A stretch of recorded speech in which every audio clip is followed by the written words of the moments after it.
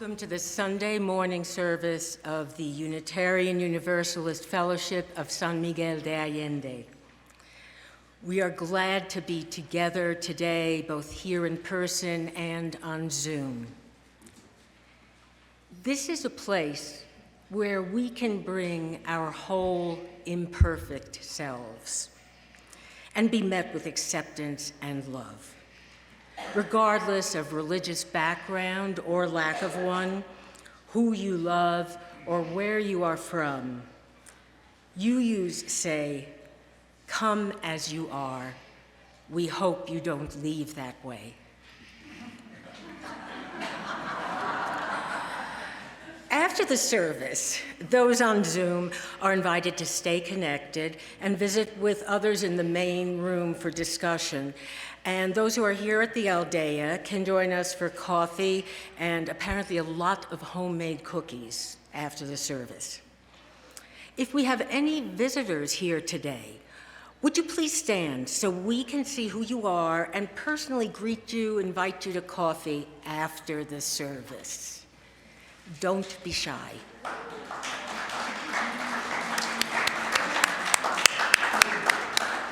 Great, and I know there are more of you. We'll look for you. Our flowers today are provided by Françoise Yohalam and will be brought to a member chosen by the care team.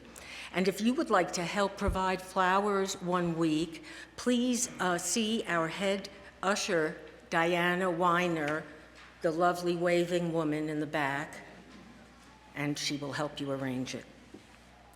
We do record our Sunday services.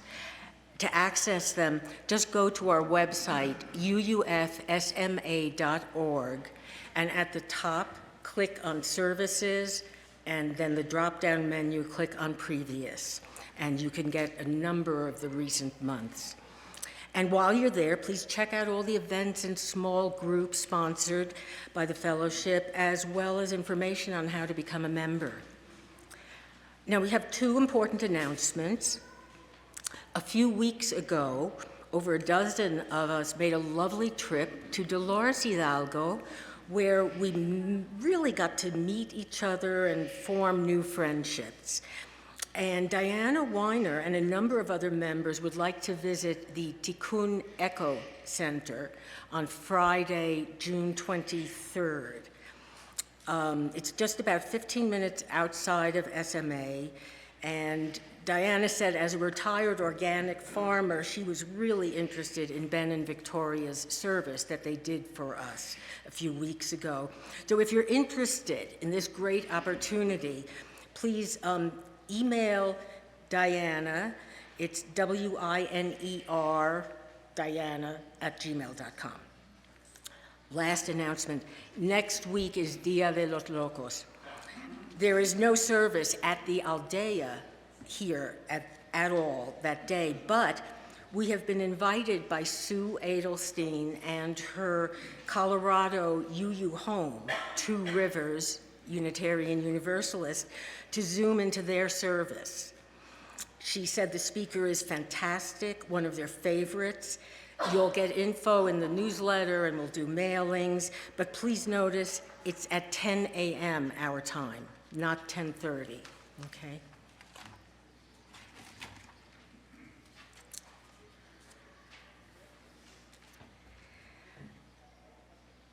The flaming chalice is a symbol of Unitarian Universalism.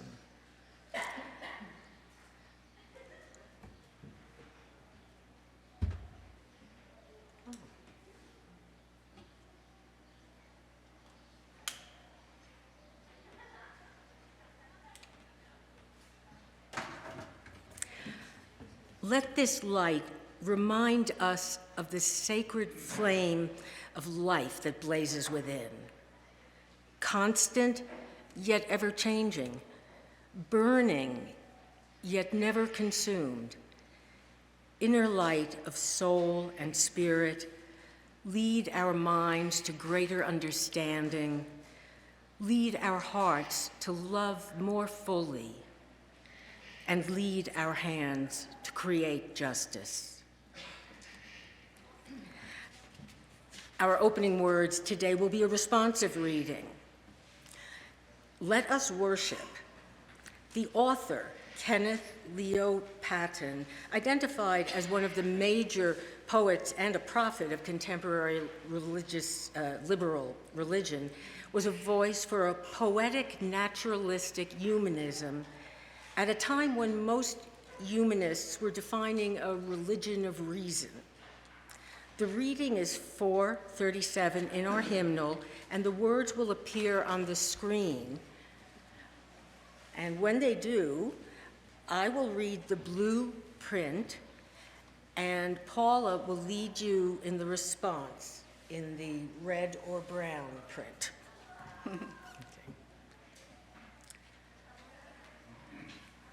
Let us worship with our eyes and ears and fingertips. Let us love the world through heart and mind and body. We feed our eyes upon the mystery and revelation in the faces of our brothers and sisters. We seek to know the wistfulness of the very young and the very old, the wistfulness of people in all times of life. We seek to understand the shyness behind arrogance, the fear behind pride, the tenderness behind clumsy strength, and the anguish behind cruelty.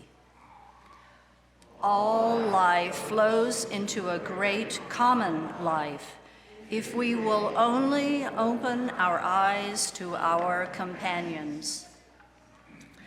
Let us worship not in bowing down, not with closed eyes and stopped ears. Let us worship with the opening of all the windows of our beings, with the full outstretching of our spirits. Life comes with singing and laughter, with tears and confiding, with a rising wave too great to be held in the mind and heart and body to those who have fallen in love with life. Let us worship and let us learn to love.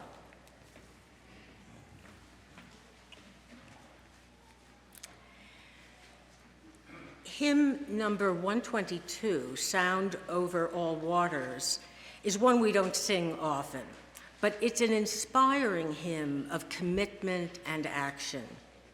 If you read music, please turn in your hymnal to 122 and follow the melody while Paula plays it once through for us. I think many of you will recognize the tune.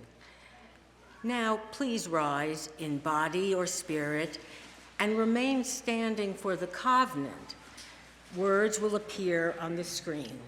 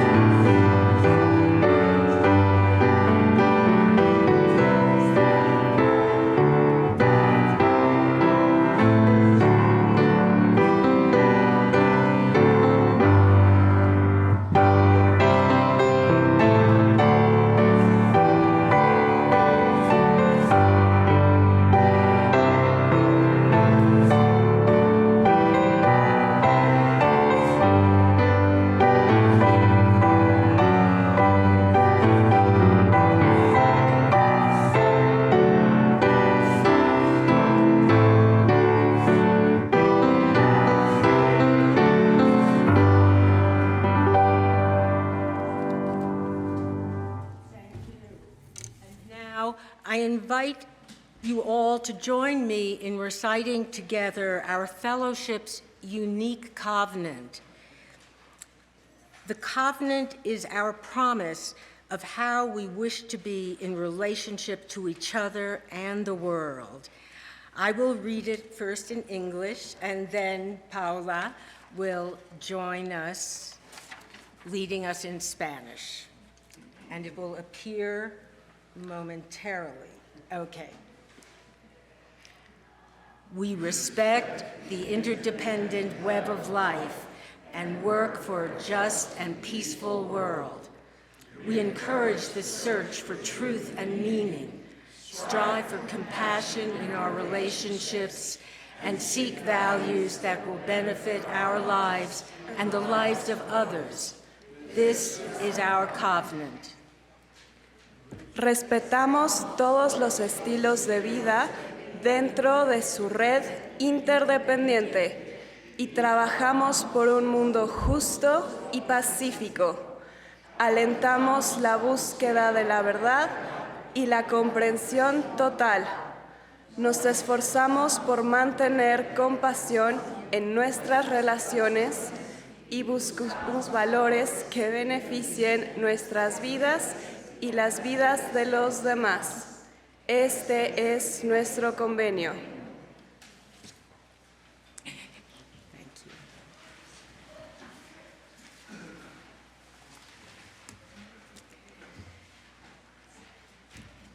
Today, It is a gift to be graced by the talent of our two musicians, Felicia Moye and Paula Peace. Felicia Moye has performed throughout Europe, Asia, Africa, North and South America as a concert violinist. She was first violinist with the Miami String Quartet when the group won top prizes in the London Evian and Young Concert Artists International Quartet competitions. As a chamber musician, she has performed in collaboration with the Lincoln Center Chamber Music Society, the Blossom Music Festival, and the Mostly Mozart Festival in Avery Fisher Hall. Paula Peace, recognized as a pioneer among chamber musicians in the United States, was pianist and founding artistic director of the Atlanta Chamber Players for almost 40 seasons. She performed in more than 250 cities in the US, Europe, and Mexico, commissioned or premiered over 125 works, and was featured in dozens of national radio broadcasts. After her retirement in 2015, she was awarded the Governor's Award in the Arts by the state of Georgia. She is also a member and tireless contributor to this fellowship. Paula.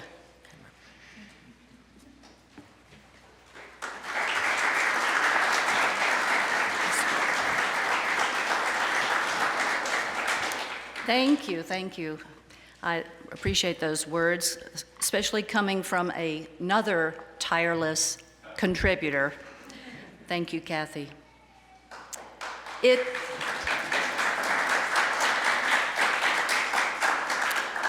is a real privilege to join violinist Felicia Moye today to share a look and listen into the world of chamber music. We humbly hope to answer a question. How in the world can chamber music, born in the royal salons and palaces of Europe centuries ago, offer us insights today into chamber music as a model of democracy? Democracy being the belief in freedom and equality between people. Despite its birth in the aristocracy, chamber music did not remain the private entertainment of only the privileged. By the early 19th century, pianos were becoming affordable and proudly played in many middle-class home parlors. Sheet music was being published, and friends would gather on Friday evenings to read and enjoy music in small groups. That was chamber music. Once public concert halls were built, chamber music found an acoustically excellent setting for its subtleties. And today, chamber music is the fastest growing classical music genre, and it's written for all possible instruments, and groups specialize in early music, contemporary music, and everything in between. My group, the Atlanta Chamber Players, was a mixed, or is, I'm proud to say, is a mixed ensemble of strings, winds, piano, sometimes voice, sometimes percussion, sometimes singer, but we would perform as a trio or quartet or quintet. Alicia played in the most renowned, I would say, chamber music group, and that is a string quartet with 2 violins, viola, and cello.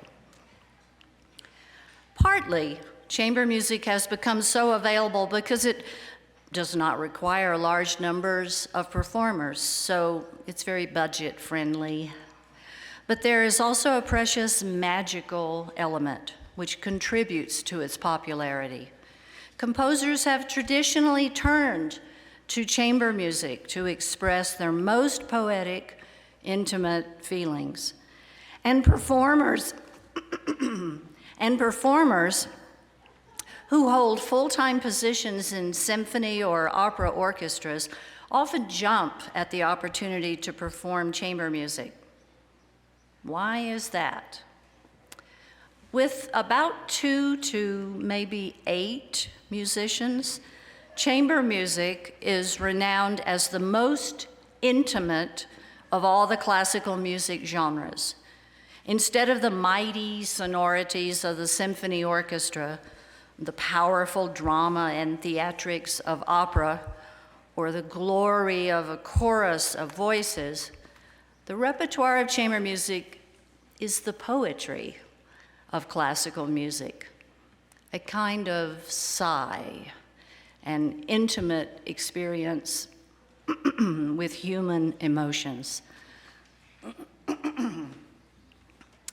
Very importantly, we have no conductor in chamber music. The large music ensembles all require a conductor who comes to rehearsals with their interpretation already envisioned. The challenge for the musicians is to play perfectly together and exactly as the conductor wishes. Sometimes the conductor is felt to be collegial and sometimes dictatorial. But there certainly is not time for 90-plus musicians to express their musical preferences and vote how they want to play. But without a conductor, how do chamber musicians start together, stay together, make something worth hearing together? It's through the breathing, the eye contact, and body language. One can fluently communicate the language of chamber music without saying a word or without even knowing the same regular language. The roles of leader and follower change often and suddenly in chamber music. Sometimes the violin has the beautiful melody, and the piano's job is to weave a lovely or dramatic accompaniment around that melody. The next measure, a sudden switch. The piano is singing the melody, and the violin crafts the accompaniment. Sometimes, at the ultimate moments, the composer asks us to sing our melody together. And boy, that's the joyful, supreme moment. You see, chamber music is really built upon the democratic principles that each musician is equally essential and that each has the power and responsibility to help shape, along with the other essential colleagues, a cohesive musical interpretation. In a chamber music ensemble, there's nowhere to hide. Chamber musicians are each soloists, the only musician playing that individual part. In a large ensemble, a violinist could be playing the very same music as a dozen other colleagues. But a violinist in chamber music is a soloist. Even in a string quartet where there are 2 violins, each one has their own solo part. Freedom, equality, spontaneity, intimacy, these are the hallmarks of chamber music. No conductor separates the audience from the performers. Listeners can watch for the secret communication between performers, the body language, the breathing together to turn musical corners. It's music that audiences can come close to. The first piece we began the service with today, the Bach Arioso, I must confess, was not chamber music. It was a violin solo with Baroque continuo accompaniment. To be absolutely historically correct, we wouldn't have needed a harpsichord and a cello to play the continuo line. But now here comes some real chamber music. We're going to turn back the clock to the late 18th century, when we find Wolfgang Amadeus Mozart excitedly writing chamber music for the brand new pianoforte. What a revelation it was. that the pianoforte could, unlike its predecessor, the quiet, plucked harpsichord, the pianoforte could make loud or soft tones in rapid succession. This was the very first time any kind of keyboard instrument had any chance of imitating the rise and fall of the human voice. And it offered new, fabulous varieties of ways to accompany the violin when the violin was playing the melody. And for the very first time, a violin could actually play a secondary accompaniment to the now audible piano melody. So voila, chamber music with the piano became possible for the first time. Now, for the first time, in the hands of Mozart, the piano and the violin are equally powerful, and democracy has been established. We hope you enjoy this early piece of chamber music for the young pianoforte and violin. It was composed by Mozart in 1778, his sonata in E minor. It's a two-movement piece, and we'll play for you the second movement. Come close to the chamber music with us.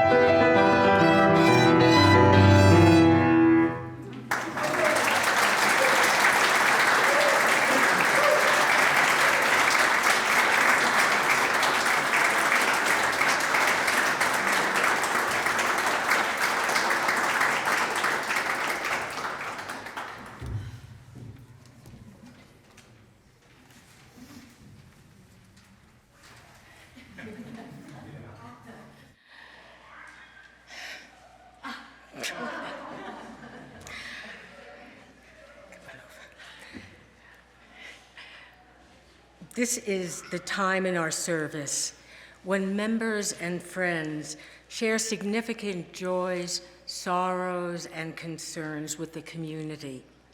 For each, we light a candle representing that the joy or concern is held by everyone in the community today. If you would like to share a joy or concern, you may email it to the Reverend Tom Rosiello the week before, or you can fill out a card legibly in the morning of the service, or you can type one into the chat if you are joining via Zoom. Our first candle is one of joy for Françoise Yohalam, who will be celebrating her 85th birthday this coming Saturday.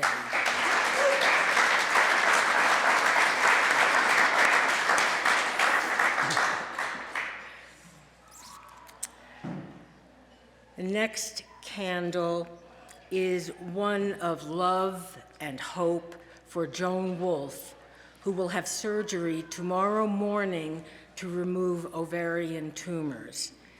She has a caring bridge set up, and if you would like to send her messages of support.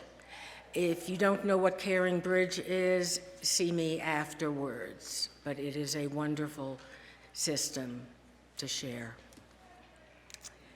We have a candle of support and love for Diana Amaya, who is back in San Miguel and continuing to recover from her illness.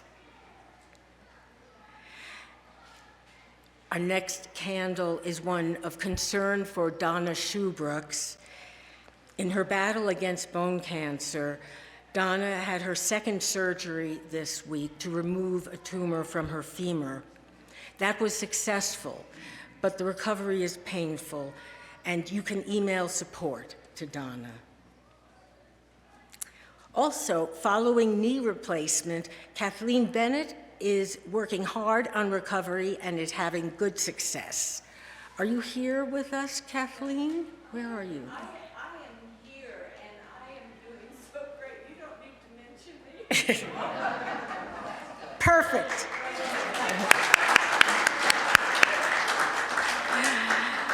And a candle of support for all those many people in our community struggling with physical and mental health issues. And we have some cards from this morning. From Diana Weiner, a candle of joy, because she is so happy to be organizing and enjoying all of the excursions. And please come to Tikkun with us on Friday, June 23rd. We have a candle with a request to pray for Meredith Glenn's soul. He is now in heaven and will be dearly missed. I'm going to check the chat to see if we have any.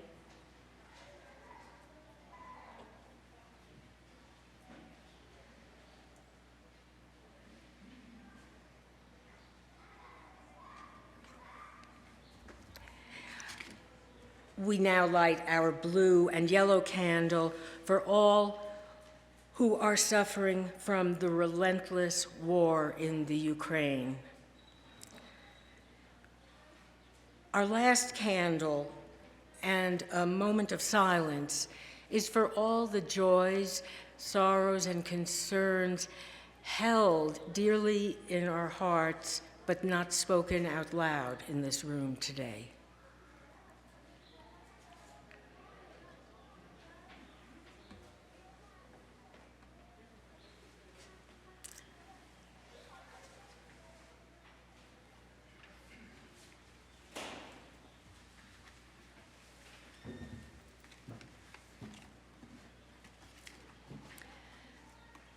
When considering which piece of music to play as a musical meditation to follow our joys and concerns, I wanted to select a piece rich in humanity, full of personal and conflicting emotions. So I thought of Beethoven. Ah, yes, Beethoven, the man who knew so much heartbreak and who powered through with his connection to divine joy. He was a classicist who had a romantic way of capturing timeless human thoughts so that they could speak to any person in any century through the timeless language of music. Felicia and I will play for you the slow movement from Beethoven's A major sonata for violin and piano. And you may come up, we invite you while we're playing, to come forward and silently light your candle of joy or concern here in front. I hope this music speaks to your heart as it does to mine. Thank you.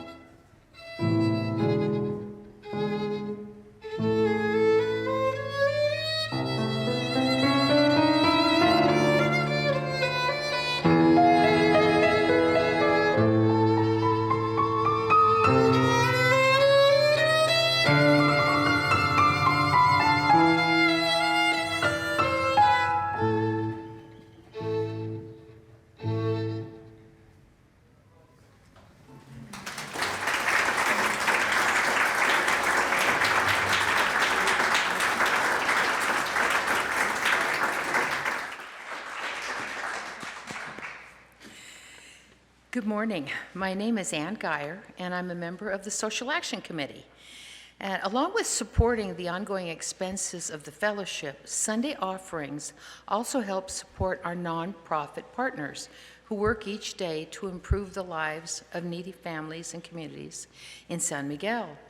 Today's amazingly beautiful music service is particularly moving and important to me, not only because I love chamber music, which I do, but also because I'm the Social Action Committee's steward for the Fundación de Apoyo Infantil, which is also known by its acronym, FI, easier and quicker to say.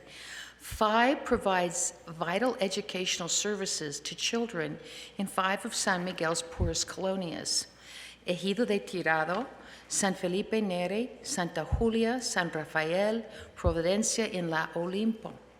This year, the UUFSMA is supporting FI's innovative Arts for All program.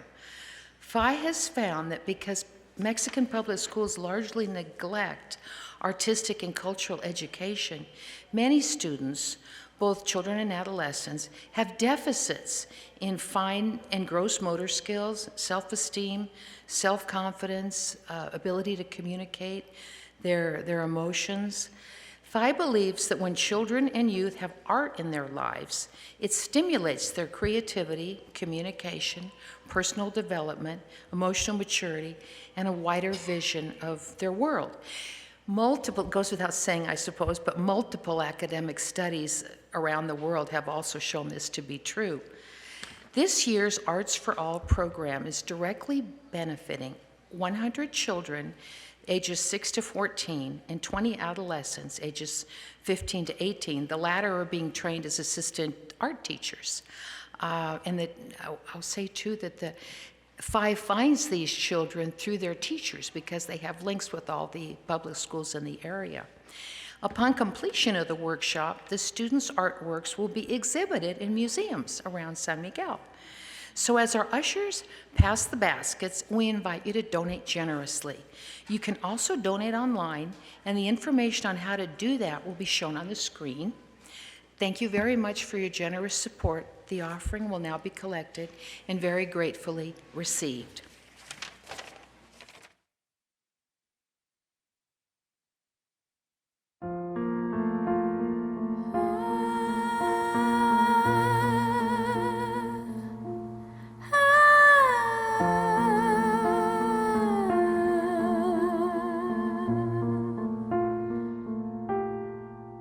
De ti yo recibo, a ti te doy, así compartimos y vivimos hoy. From you I receive, to you I give, together we share, and from this we live. De ti yo recibo, a ti te doy, así compartimos y vivimos hoy. From you I receive, to you I give, together we share, and from this we live.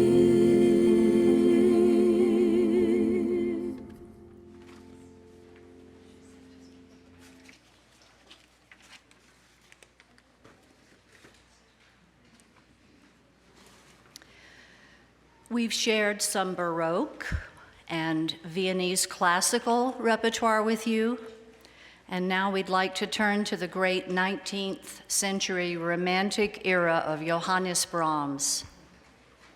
I find his chamber music to be impressively organized, with fascinating rhythmic complexities, and with gorgeous, inspiring melodies which tap into a myriad of human emotions. Despite there being only 2 performers, Brahms' chamber music can create a commanding richness and drama, but the next moment a tender charm, which grabs our hearts. More often than not, when I was doing a school concert or something, some of the kids would ask, well, who is your favorite composer? And I replied, more times than not, it's Johannes Brahms.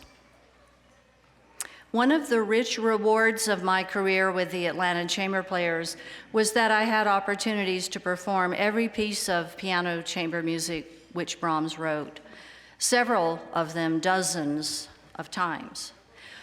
But this magnificent G major violin sonata, well, I only got to perform it once before, and I've always longed to have the chance to return to it. And I'm so grateful for this special opportunity to perform it with my new superb colleague and to share it with you today. In preparation for this service, Felicia and I have done some very deep rehearsals, trying sections one way and then another. So today we come with a full basket of possible options, ways to chart a direction. So what is required of us now is to listen very carefully to each other and then make spontaneous choices of interpretation and communicate our preferences to each other. This makes it free and equal, but keeps it fresh and rewarding for us. That communication, that deep listening, is something that a democratic society is based upon, whether it's a Congress or a UU fellowship or a family. Listening and communicating respectfully, establishing trust, having self-compassion for one's own shortcomings, and compassion for colleagues if they take a chance and flub it. All of this chamber music democracy is part of every successful performance. And the study and performance of chamber music offers musicians important life lessons. And indeed, I think there are inspiring implications for democratic communities of all sizes. Composed and premiered in 1879, this is the opening movement of the 3-movement sonata for piano and violin in G major by Johannes Brahms. I hope that it speaks to your heart as it does to ours.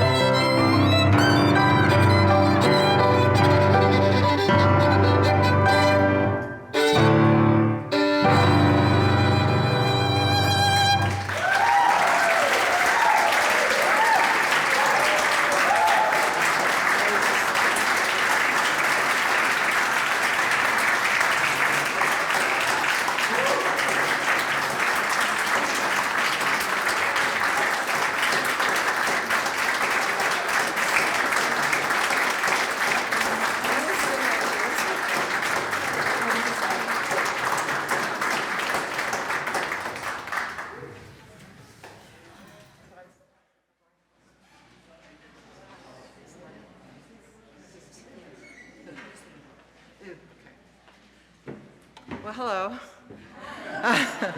I didn't want to speak before the Brahms. This Brahms, it needs total concentration. So I'm glad that Paula allowed me to not speak before that.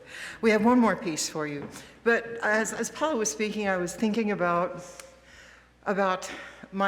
all my experiences with music and chamber music. And one thing I thought about as chamber music as a model for democracy is the small chamber orchestra based in New York named Orpheus. I don't know if you've heard of them, but they're conductorless. They're phenomenal. And it was my first real gig. I was in college, and somebody heard me play a concerto or something, so they invited me, and it was a big honor, huge honor. But I learned, going in, I was scared, you know. I was playing top players in New York, and I was young, and I knew to keep my mouth shut, but I observed a lot. And what I wanted to mention about this, Orpheus is conductorless. So it's a 26-piece orchestra. There are only 9 violins, 5 firsts, 4 seconds, 3 cellos, 3 viola, 1 bass, and then complementary winds. And there is no conductor, so there has to be some sort of democratic way of working things. And I learned so much sitting there, and they did want to hear from everyone. So in that sense, everybody does have an equal voice. Now, obviously, the principals of the string sections are in charge. Otherwise, it would be mayhem, right? But we all respected that, but if we had an idea, we would share it in the group. And in fact, this model is so successful. One thing you knew that if you said something or you became more about your ego than the music, you were never invited back. And it doesn't matter how well you play.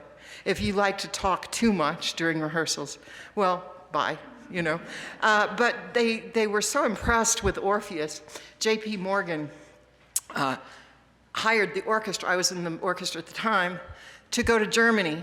And they were so fascinated by Orpheus, they sat in on rehearsals. They flew in all of their employees, those that could make it, I guess, to Frankfurt of Europe. And it was a huge ordeal. And they would sit in on rehearsals. And they were quiet, but they'd come, they'd sit on stage with us, sometimes intersperse themselves. And I had some big CEO sitting with me one day, and he says, well, how did you know where to come in there? I said, well, we listen. I said, well, we show up prepared. We kind of know the score when we show up with such a small group. You can't. So anyway, so they were so impressed. So I just thought I was very impressed with J.P. Morgan, that they saw the benefits of music in this way. So their employees were learning how to work better with each other and how to do that. So we had lots of questions all week, ended with a huge concert and huge party. I've never seen anything like it. But anyway, that's all I have to say. Thank you.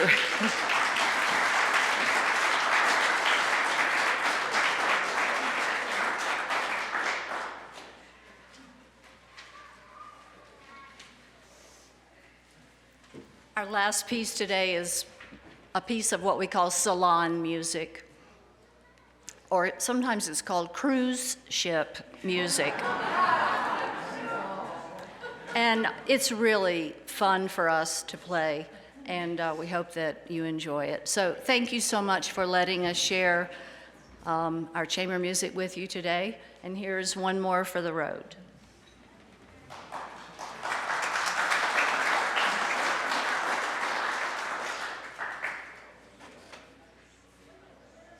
Thank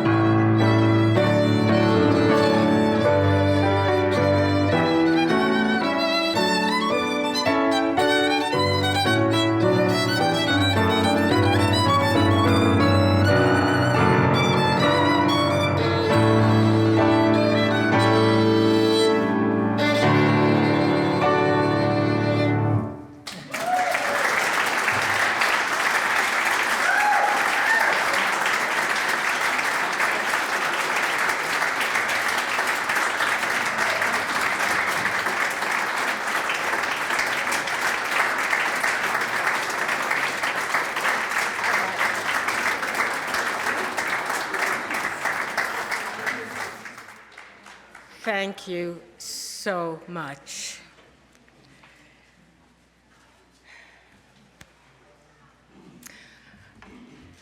Our closing words are by Laurelyn Bellamy.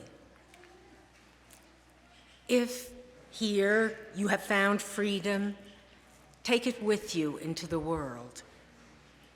If you found comfort, go and share it with others. If you have dreamed dreams, help one another that they may come true. If you have known love, give some back to a bruised and hurting people. We extinguish the chalice flame, but carry the light of love within us. Go in peace, go to coffee, go to cookies.